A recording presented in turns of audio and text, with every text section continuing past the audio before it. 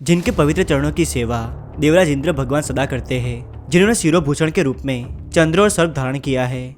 नारद भगवान आदि योगियों का समूह जिनकी पूजा वंदना करते हैं, जो करोड़ों सूर्य के समान प्रकाश देने वाले हैं, परमेश्वर भवसागर से जो तारने वाले हैं, जिनका कंठ नीला है और सांसारिक समृद्धियां प्रदान करते हैं, और जिनके नेत्र 3 हैं, जो काल के भी काल है, और जिनका त्रिशूल 3 लोगों को धारण करता है, और जो अविनाशी है, उस काशी के स्वामी काल भैरव जी को मैं प्रणाम करता हूँ। जो भय को दूर करे वो है काल भैरव, जो काल से परे है वो है काल भैरव।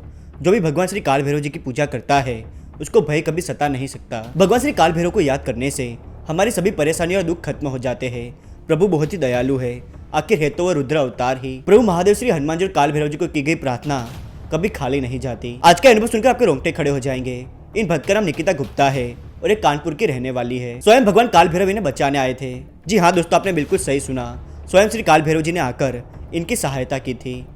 नमस्कार दोस्तों, मेरा नाम है विवेक और स्वागत है आपका विवेक क्रिएशन स्टोरीज में। निकिता जी पर ऐसी कौन सी मुसीबत आ गई थी कि स्वयं भगवान काल भैरव को आना पड़ा और कैसे प्रभु ने इनकी जान बचाई, वो सब कुछ आज हम जानेंगे।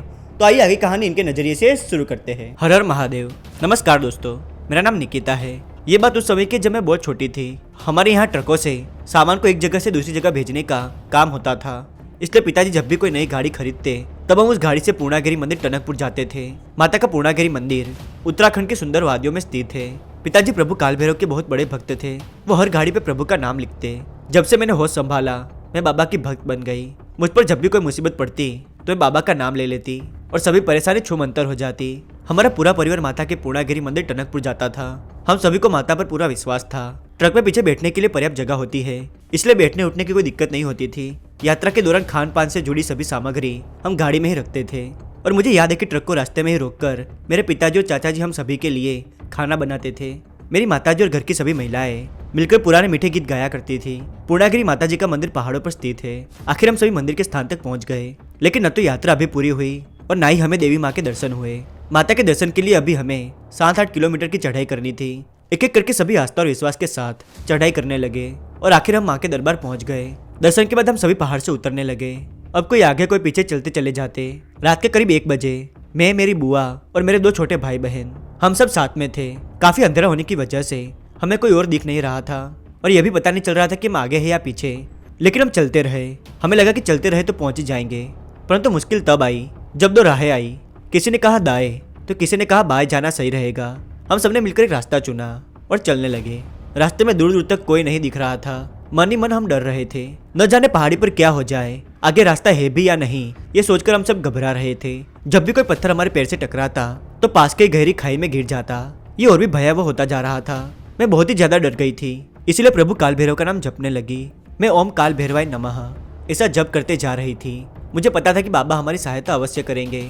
आसपास में कोई भी नजर नहीं आ रहा था, इसलिए और डर लग रहा था। तब मैंने बाबा से कहा, बाबा आपकी बेटी मुसीबत में है, सहायता कीजिए। ऐसा कहकर थोड़े ही आगे निकले थे कि किसी ने हमें पीछे से आवाज दी। हमने पीछे मुड़कर देखा तो वहाँ एक बूढ़े व्यक्ति थे। उन्होंने कंबल से अपने शरीर को ढक रखा था, जिसकी वजह से हम उन्हें ठीक से नहीं देख पा रहे थे। लेकिन जैसे मैंने उनके चेहरे को देखा तो उनके मस्तक पर त्रिपुण चमक रहा था। उन्होंने कहा, अरे तुम लोग कहाँ जा रहे हो, ये रास्ता ठीक नहीं है, तुम्हारी गाड़ी तो दूसरे रास्ते पर खड़ी है, जाओ और इस रास्ते पर वापस मत आना। उन्होंने कहा, तुम्हारी माँ चिंता कर रही है। उन्होंने मेरे सिर पर हाथ रखा और दूसरे रास्ते पर जाने का इशारा किया। हम किसी और रास्ते पर थे। ये सुनकर सभी डर गए और तुरंत वापस लौटने लगे। मेरी बुआ जैसे उन बूढ़े व्यक्ति को धन्यवाद करने के लिए पीछे मुड़ी तो बूढ़े व्यक्ति वहां से गायब हो गए थे। इतनी जल्दी उनका चल के जाना असंभव था और सही रास्ते से जाने के लिए उन्हें हमारे साथ ही जाना पड़ता, पर हमने उस वक्त इतना नहीं सोचा। हम चलते रहे। मुझे बाबा पर पूरा विश्वास था, अब जो भी होगा उनकी इच्छा से ही होगा। ये रास्ता ठीक था। चलते चलते सुबह हो गई। अब मैंने रास्ते में चाचा को देखा। हम उन्हें देखकर खुश हो गए। वो सब दुखी बैठे हुए थे, वो भी हमें देखकर बहुत खुश हो गए। सभी लोग हमारी चिंता कर रहे थे। उन बूढ़े व्यक्ति द्वारा बताया रास्ता बिल्कुल ठीक था। सबसे मिलने के बाद हमने सब बताया कैसे एक अनजान व्यक्ति ने हमारी मदद की, वरना हम गलत रास्ते पर ही चलते रहते और पता नहीं हमारे साथ क्या होता। मेरे पिताजी ने बताया कि जिस रास्ते पर हम चल रहे थे वह रास्ता बहुत ही सुनसान है। अब वहाँ से कोई भी आता जाता नहीं है, क्योंकि वहाँ पहले बहुत लोगों की खाई से गिरकर मौत हो चुकी है। इसके अलावा वो रास्ता कोई काम भी नहीं आ रहा था। मेरे पिताजी को जब त्रिपुण की बात बताई तो वो समझ गए कि साक्षात काल भैरव जी ने आकर हमें सही रास्ता दिखाया। वे स्वयं हमारी मदद के लिए आए थे। ये जानकर मैं बहुत खुश हो गई। तभी मुझे पता चला कि उन्होंने मेरे सिर पर हाथ क्यों रखा, और कोई सामान्य व्यक्ति होता तो उन्हें पता ही नहीं होता कि माँ चिंता कर रही है। और फिर हम जब भी वहाँ मंदिर दर्शन करने गए वो बूढ़े व्यक्ति हमें कभी नहीं दिखे। यदि भगवान पर विश्वास हो तो वो हमारे लिए सब कुछ कर सकते हैं। आज भी घटना याद करके मेरी आंखों में आंसू आ जाते हैं। मेरे बाबा आज भी मेरी हर इच्छा पूर्ण करते हैं।